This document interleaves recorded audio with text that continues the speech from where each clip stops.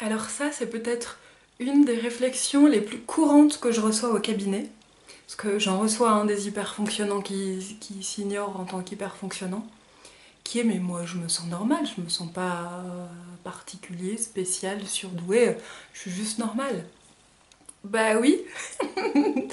Si on vous mettait dans une pièce avec 100% de surdoués ou 100% d'hyperfonctionnants, bah vous vous sentiriez tout à fait normal, à l'aise dans votre élément en fait. Dire que si vous vous reconnaissez dans la liste des particularités propres aux hyperfonctionnants ou à ce que certaines personnes appellent les surdoués, bah ça vous paraît d'une banalité sans nom. Être dans sa tête du matin au soir, ben oui, comment est-ce qu'il peut en être autrement? Avoir la pensée qui rebondit sur plusieurs choses, qui anticipe, bah oui, comment c'est possible autrement? Quand quelqu'un me parle, je reste sur la colline de l'autre et puis je m'intéresse à ce qu'il dit, bah oui, c'est normal. Je suis hypersensible au son, quand je suis comme ça en discothèque et que quelqu'un me parle, j'ai du mal à l'entendre, bah oui, c'est normal. Ben c'est normal pour un hyper fonctionnant en fait. 100% quasi des hyperfonctionnants ont ces particularités-là, donc oui, pour un hyperfonctionnant, vous êtes tout ce qu'il y a de plus banal en fait. C'est par rapport aux autres en fait que la différence se ressent. Vos particularités, c'est par rapport à celles des autres qu'elles apparaissent comme des particularités. Je pense qu'on ne sait pas qu'on est grand si on n'a jamais fréquenté de gens plus petits que nous. Par exemple, si on est dans une famille où on fait tous 1,95 m de naissance, dans une ville où tout le monde fait 1,95 m de naissance, bah on se sent normal. Si un jour on rencontre quelqu'un qui ne mesure qu'1,65 m, bah oui, il va nous paraître petit. Et ça paraît peut-être un peu con que je dise les choses comme ça, mais le problème d'un hyper fonctionnant, généralement, qui souffre en tout cas, c'est qu'il ne sait pas qu'il est hyper. Donc il va plutôt se comparer aux autres en se sentant lui plus petit que les autres, ou en décalage, avec moins d'humour, moi on m'écoute moins, je sais pas, quand je fais des blagues, personne rigole, moi quand je parle, on me coupe la parole et on parle systématiquement de soi, etc., etc. Bah ouais, donc vous, vous êtes normal par rapport à un hyperfonctionnant, c'est par rapport aux normaux fonctionnants que ça fait la différence. Vous ne fonctionnez pas de la même manière, pour des raisons, une fois encore, physiologiques, liées à des questions de cerveau et de façon dont le cerveau fonctionne, dont les neurones se connectent, en quelle quantité, en quelle vitesse, et ça prend quel circuit dans le cerveau. Donc vous n'y êtes pour rien, elles n'y sont pour rien. Deux modes de fonctionnement différents. Point. Donc oui, pour un hyper fonctionnant, vous êtes probablement tout ce qu'il y a de plus banal. Vous n'aimez pas être catalogué. Personne n'aime ça. L'idée, c'est pas de vous mettre dans un catalogue en vous collant une étiquette définitive qui impliquerait des devoirs et des nécessités, pas du tout. C'est plutôt de mettre un mot sur des particularités qui nous permettent d'en parler. Je suis contre le Nutella, mais c'est quand même un bon exemple. Du Nutella, il est composé d'huile, de sucre, de noisettes et puis j'imagine de plein d'additifs, pardon si c'est pas le cas. Mais qu'on colle une étiquette Nutella ou pas dessus, c'est du Nutella. D'ailleurs, quand vous achetez à vos enfants quelque chose qui n'est pas du Nutella, et peut-être que c'est même très très bon au goût, ils vont vous dire c'est pas du Nutella. Et bien pour moi, le terme surdoué, c'est pas une façon de cataloguer les gens, c'est juste une façon de nommer certains types de particularités ou de nommer les personnes qui se reconnaissent dans un certain type de comportement, qui se comportent d'une certaine manière, qui ont un cerveau qui fonctionne d'une certaine manière, pour des raisons pratico-pratiques. Point. Donc oui, catalogue, pas catalogue, c'est juste pratique. Est-ce que vous vous sentez catalogué quand on dit de vous que vous êtes un homme ou que vous êtes une femme? Bah vous, vous êtes juste un être humain. Peut-être que vous vous sentez très masculine en étant femme, très féminin ou féminine, je sais pas comment dire, en étant homme. On a tous une part de féminin, de masculin en soi, et c'est quand même assez cataloguant de dire je suis une femme, comme si on était juste une femme. Oui, mes attributs sexuels, j'ai une poitrine, j'ai un sexe de femme, font de moi une femme. Vous avez un sexe d'homme, ça fait de vous un homme.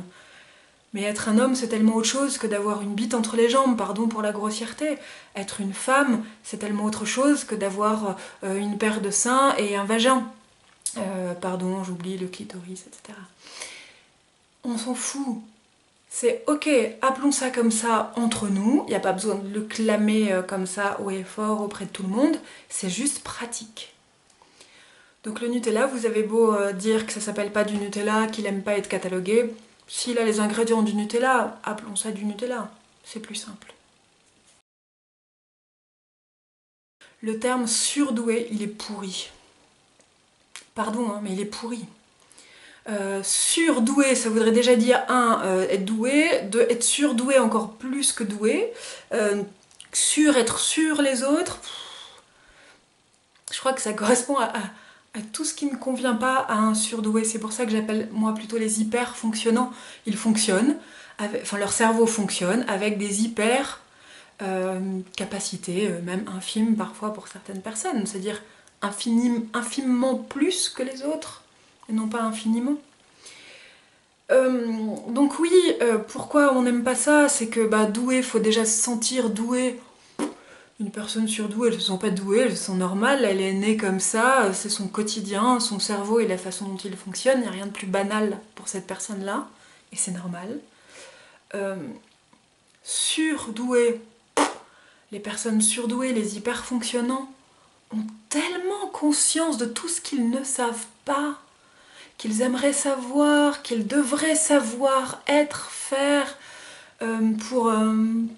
pour se sentir eux doués, que se sentir sur quelque chose, enfin, c'est juste impossible, surdoué. Ils se sentent beaucoup trop nuls par rapport à ce qu'ils estiment eux être du don ou du surdon, que c'est juste pas envisageable. Et puis surtout le côté je suis sur quelque chose qui sous-entendrait, tel que certains l'imaginent, que les autres sont sous quelque chose, c'est pas possible. Ils sont hyper humbles. Si vous êtes hyper fonctionnant, une de vos particularités, c'est l'humilité. C'est très très rare de voir un hyper fonctionnant qui se la pète. Pour la même raison évoquée il y a 1 minute, qui est qu'ils ont tellement conscience de tout ce qu'ils savent pas, qui est énorme par rapport à ce qu'ils savent, parce que c'est exponentiel. Plus vous en savez, plus vous avez conscience de ce que vous ignorez. Et si vous prenez conscience de ce que vous ignorez et dont vous avez conscience que vous ignorez, vous en savez encore plus sur tout ce que vous ne savez pas. Et c'est pas le savoir qui est exponentiel, c'est le non-savoir qui est exponentiel. Plus vous en savez, plus vous avez conscience que vous ne savez rien. Ou très peu par rapport à ce que vous voudriez. Donc se sentir surdoué sur quelque chose quand on a cette humilité-là de rien savoir, c'est juste pas compatible avec ce terme surdoué. Il est pourri ce terme, il est vraiment pourri. C'est pour ça que des personnes comme Jeanne Fachin utilisent le terme zèbre, vous ferez vos propres recherches, et c'est pour ça que je choisis moi d'utiliser le terme soit alter fonctionnant, mais il est un peu chaotique parce que les autres, par rapport à vous, sont alter fonctionnants, vous, par rapport à eux, vous êtes alter fonctionnant, donc sachant qu'on est tous l'alter fonctionnant de quelqu'un, j'ai choisi d'appeler ça les hyper fonctionnants. Donc ça n'est pas vous que j'appelle hyper fonctionnant, ce sont l'ensemble des particularités que vous avez dans vos comportements, dans vos façons de réfléchir, dans vos façons de percevoir avec vos 5 sens, dans votre façon d'anticiper les choses, bref, toutes les particularités que vous présentez, que je classifie moi dans la catégorie hyper fonctionnant pour des raisons pratico-pratiques. Qui vous êtes, personne ne peut le définir, vous êtes tellement au-delà d'un terme. Déjà, est-ce que vous n'êtes doué en rien ou est-ce que vous ne vous sentez doué en rien, ça c'est autre chose. Mais je vous rappelle que c'est pas vous qui êtes surdoué, c'est votre cerveau. Votre cerveau qui, comme 100% de la population, vous permet de penser, réfléchir, analyser, anticiper, raisonner. Votre cerveau qui permet de capter ce que vos sens captent, de l'intégrer, d'en prendre conscience. Votre cerveau qui permet toujours au niveau de la conscience de prendre conscience des émotions que vous ressentez, de ce que vous éprouvez, qui vous permet de recevoir l'information sur vos émotions. Donc comme 100% de la population, votre cerveau fonctionne et vous permet d'avoir ces 3 capacités-là, oui, on peut mettre de côté les gens qui ont des problèmes cérébraux, etc. Oui, d'accord, je mets ça de côté. C'est une façon de parler, vous l'aurez compris. Pardon pour ceux qui ont besoin que ce soit pile-pile. Je suis pas quelqu'un de pile-pile. Mais votre cerveau à vous, si vous vous reconnaissez dans les particularités des hyperfonctionnants ou de l'hyperfonctionnement, va faire que ben voilà, il va un peu sur-réfléchir, anticiper, analyser, sur-percevoir avec les 5 sens ou sur-éprouver des émotions. Voilà, tout simplement. Donc, je ne suis douée en rien, vous peut-être pas, votre cerveau oui. Et c'est comme tout, des capacités de douance, quelles qu'elles soient, il est possible de ne rien en faire. Imaginons que vous soyez hyper doué en dessin, mais que la vie ne vous a jamais mis face à une feuille de papier, un stylo ou de quoi peindre. Ben, vous auriez des difficultés à le savoir, à le repérer. Donc peut-être que vous êtes doué dans des tas de choses sans le savoir.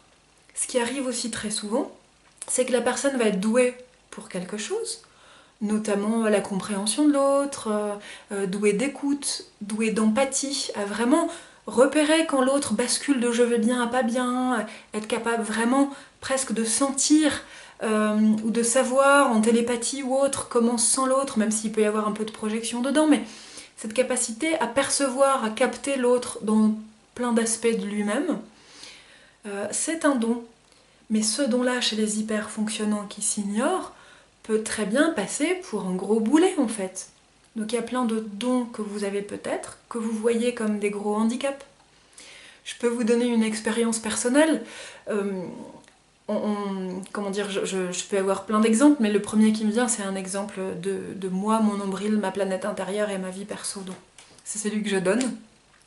Petite, je me sentais hyper maladroite, mais dès que j'ouvrais la bouche, l'autre tirait une gueule, mais pouf, jusqu'à, comme on dit l'expression, 10 pieds sous terre, je le voyais changer, se fermer, s'énerver, se vexer, et jusqu'à il y a encore 1 an ou 2, j'étais persuadée d'être super maladroite et de toujours ouvrir ma gueule pour dire ce qui vexe l'autre, quoi. Mais ce que j'ai compris en pratiquant l'hypnose petit à petit sur moi-même et puis avec les autres, c'est qu'en fait, je suis pas maladroite.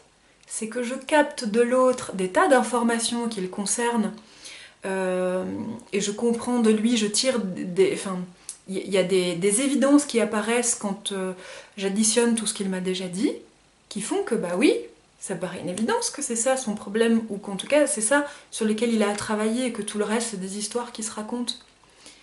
Mais parce qu'en tant qu'hyper-fonctionnante, je retiens de la personne qui vient au cabinet tout ce qu'elle m'a dit de la première seconde où je l'ai vue jusqu'à la dernière, même hors cadre de la séance, au moment où elle règle sa séance ou autre. Je retiens aussi tout ce qu'elle m'a dit au téléphone. J'ai noté la façon dont elle m'a dit les choses, les petits trémolos dans la voix quand elle me parlait de certains sujets qui me font dire « Ah oui, là, il y a de l'émotion, donc c'est que ça touche quelque chose. » J'ai observé tout son comportement non verbal, où elle regarde quand elle parle d'un souvenir réel, quand elle parle d'un souvenir inventé, où elle regarde quand d'un seul coup elle parle de quelque chose de ressenti. Est-ce qu'elle est plutôt visuelle, auditive, kinesthésique, et donc quand si elle est vraiment à parler souvent de sensations quand ça la touche et en parler en termes d'image quand ça la touche moins, ben je sais moi additionner tout ce qu'elle m'a dit, les trier, les ranger, les classer, pour que ouais, à la fin ça paraisse une évidence qu'elle a travaillé sur ça. Donc ce qui se passait quand j'étais petite, c'est que je maîtrisais pas ce truc là du tout, ça m'échappait complètement, et quand j'allais dire à la personne « Ah bah oui mais toi c'est parce que t'es comme ça », elle se le prenait comme une claque dans la gueule parce que sa conscience ne lui permettait pas de le voir, son mental n'a pas eu le temps de faire barrage barrage à ce que je disais, elle se l'est pris pouf comme ça, comme une info. Bon, après ils sont toujours libres de se refermer, mais j'étais pas maladroite en fait, j'étais pas maladroite dans ce que je disais, ça c'était très très adroit et très juste, j'étais maladroite dans la façon dont je le disais. Et ça, je voyais ça comme un gros handicap. Il y a eu pendant longtemps comme ça plein de moments où j'ai pas osé ouvrir ma bouche parce que je savais que l'autre se vexerait, se braquerait ou se barrerait de ma vie, et puis moi j'avais pas envie que les gens se barrent. Peut-être que cette expérience vous parlera ou pas, mais dites-vous que peut-être qu'il y a des compétences que vous allez découvrir chez vous en assumant le fait que peut-être vous correspondez plutôt à 20% de la population dans votre fonctionnement, de par votre fonctionnement, par rapport aux 80% qui fonctionnent différemment de vous, et que vous verrez que ces particularités-là peuvent devenir des forces pour vous et qu'elles vont pouvoir être utiles à d'autres. Dans le milieu de l'accompagnement personnel, mais dans bien d'autres milieux aussi, hein. Le nombre de surdoués, d'hyperfonctionnants qui se mettent à devenir vraiment une richesse dans l'entreprise en assumant ses particularités et tout ce qu'il est capable de faire. Un hyperfonctionnant est très souvent capable de repérer ce qui dans une entreprise dysfonctionne et fait foirer le chiffre d'affaires. Ça pour une entreprise c'est génial. Donc prenez le temps de bien capter comment fonctionnent les hyperfonctionnants, prenez le temps de capter comment fonctionnent les normaux fonctionnants, voyez ce qui fait partie de vos forces à vous, et puis avancez. Il y a un bouquin qui est génial là-dessus, qui s'appelle Power Patate, d'une dame qui s'appelle Servan-Schreiber, alors pardon, je ne me rappelle plus de son prénom, qui explique en fait que la plupart des gens perdent un temps phénoménal quand ils ont un projet pour acquérir des compétences qui ne sont pas les leurs naturellement, au lieu de mener un projet avec les 5 compétences qui sont les leurs déjà. Et elle conseille, mais je vous conseille de lire le bouquin, de repérer quelles sont les 5 choses que vous savez déjà faire et de voir comment est-ce que vous pouvez mener à bien votre projet avec ces 5 ressources-là. Et si vous avez une capacité de travail de 10 minutes par jour, voyez comment vous pouvez faire avec 10 minutes par jour pour mener à bien votre projet. Je ne vous en dis pas plus, j'en reste là pour ce chapitre. Quand on me dit « je ne me sens pas surdouée », mon premier réflexe c'est de dire « ah bon, pourquoi un surdoué, ça se sent comment ?» Et la première réponse qui vient la plupart du temps, c'est je sais pas, un surdoué, c'est sûr de lui, il a confiance en ses savoirs, il s'affirme, ça va être plutôt le genre de personne comme ça, à parler en public, ouvertement, à être plutôt fier, plutôt que caché et en doute permanent sur lui.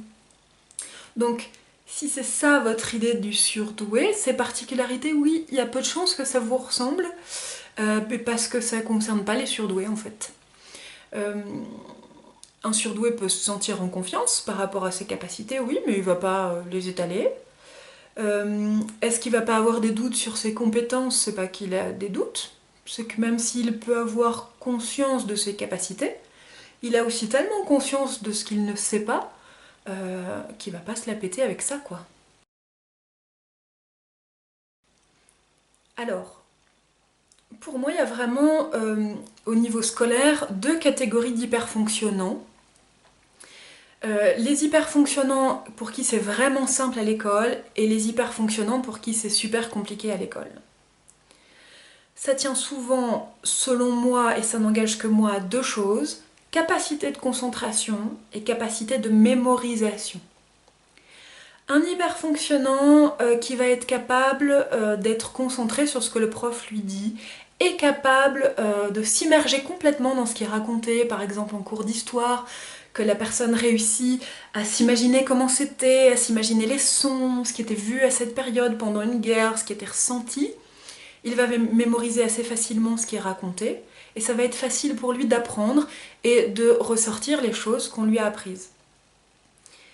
Maintenant, un surdoué, un hyperfonctionnant qui va être tellement déconcentré par les bruits environnants. Genre, je sais pas, il y a un jardinier dans la cour de l'école, paf, son attention va être portée sur le jardinier, tiens c'est bizarre il est habillé comme ça, ah tiens c'est marrant le bruit que ça fait, et qui va avoir une pensée qui rebondit tellement que ça fait déjà un quart d'heure qu'il est plus attentif à ce que le prof raconte. Pour peu qu'il ait du mal à s'imprégner de ce qui est raconté, à comprendre les choses, ça peut vraiment devenir très compliqué. Moi, un truc tout bête, je me suis sentie con le jour où j'ai découvert que les poèmes qu'on me faisait apprendre par cœur en CP racontaient quelque chose. Pour ma part, j'ai toujours eu beaucoup de difficultés à comprendre les phrases quand elles sont scindées. Par exemple, dans des chansons, quand on me faisait traduire des chansons en anglais, la chanson qui s'arrête en plein milieu de la phrase et qui continue et qui laisse passer quelques secondes de musique avant de continuer la phrase, moi, dans mon cerveau, c'était scindé. Donc, lire les poèmes tels qu'on me les faisait apprendre,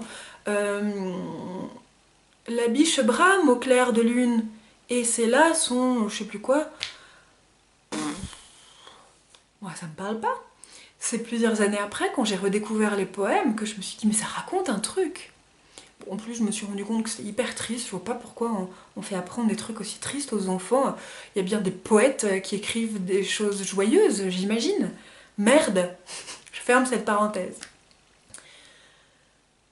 Donc il y a plein de raisons qui font que plus la personne va avoir de particularités d'hyper, plus elle va être hyper, ou avoir des particularités d'hyper. J'essaye d'être vigilante dans ma façon de dire les choses, mais bon, allons-y simplement. Donc plus vous êtes hyper, plus ça peut être compliqué la scolarité.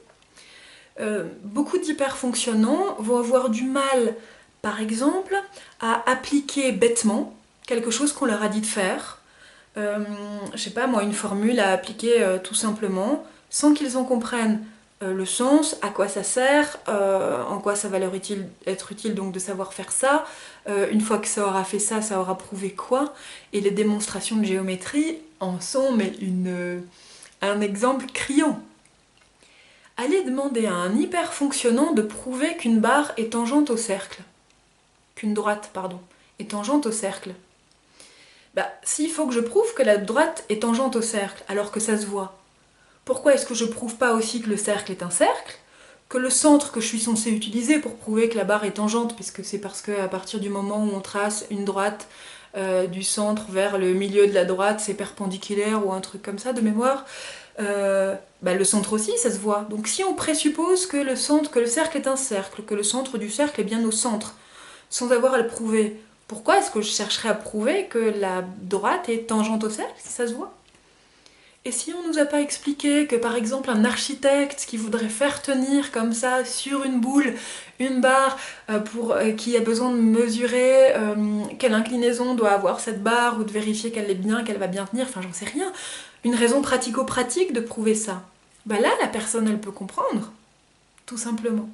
Que si la boule a un centre qui a déjà été mesuré, on le sait, ben comment est-ce qu'on calcule une droite qui est tangente à un cercle? Et là, ça devient pertinent, logique et clair pour un surdoué, pour un hyperfonctionnant. Sinon, donc ça va donner, je vais être hyper douée pour certains trucs et pour d'autres pas du tout. Moi, quand on me demandait de faire des dissertations en philo, moi, si le sujet m'inspirait pas et qu'il fallait juste que je dise bêtement et simplement qui avait dit quoi là-dessus, d'accord, je veux bien, mais si j'avais pas de réflexion personnelle, je pouvais pas aller me dire ok, moi ma réflexion c'est plutôt ça. Donc il faut que j'aille chercher une référence qui va appuyer, étayer ma réflexion. Ah oui, il y a plutôt lui qui a dit ça, donc je l'utilise. Ce que j'avais pas compris, c'était pas ça qu'on attendait de moi. On attendait de moi que je recueille dans ma tête comme une synthèse tout ce que je sais sur le sujet, que je trie mes pensées dans un certain ordre, et que je prétexte de penser plutôt ça, plutôt ça, plutôt ça, juste pour aller glisser plein de connaissances, parce que c'est ça qu'on attendait de moi, finalement. Sauf si j'étais lue par un hyper fonctionnant qui s'en fout un peu des références, mais qui va accorder plus d'attention sur la réflexion personnelle. Ouais, admettons. Par contre, j'étais hyper bonne en synthèse de texte. Quand il fallait prendre 6 textes, voir quel était le point commun entre chaque, quelles étaient les oppositions entre chaque, faire un plan pour pouvoir structurer tout ça, j'étais hyper douée là-dedans. Mais il y a des hyperfonctionnants qui vont avoir tellement d'idées qu'ils n'arrivent même plus à les synthétiser parce qu'ils vont avoir une telle exigence de plan qui permet vraiment de tout bien réunir qu'ils se perdent dans leurs pensées. Donc être doué ou pas à l'école, ça change pas grand chose en fait à si vous êtes ou pas hyper fonctionnant. Ce que je veux dire par là, c'est que c'est pas tellement la facilité ou les difficultés à l'école qui vont vous dire si vous l'êtes ou pas. Ce que les personnes que j'accompagne refusent, c'est plutôt les conséquences de ça. c'est « mais moi je me vois pas dire aux autres que je suis surdouée ». Ben ne le dites pas, pourquoi vous voulez le dire? Apprenons à dire ça autrement, apprenons à se présenter autrement. Moi je veux pas être différent des autres.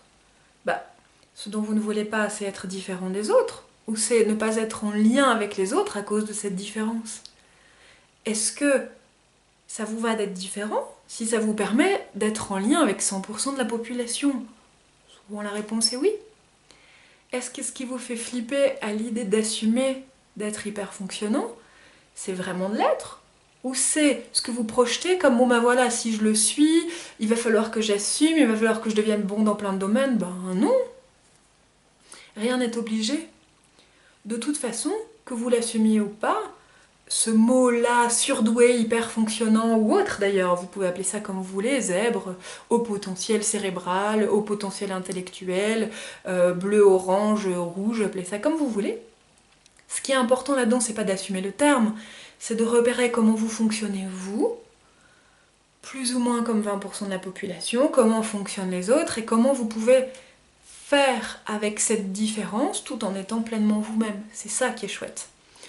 Qu'on s'appelle Pierre, Paul, Jacques, surdoué, homme, femme, zèbre, haut potentiel, bleu, jaune, rouge, on s'en fout un peu. Hein.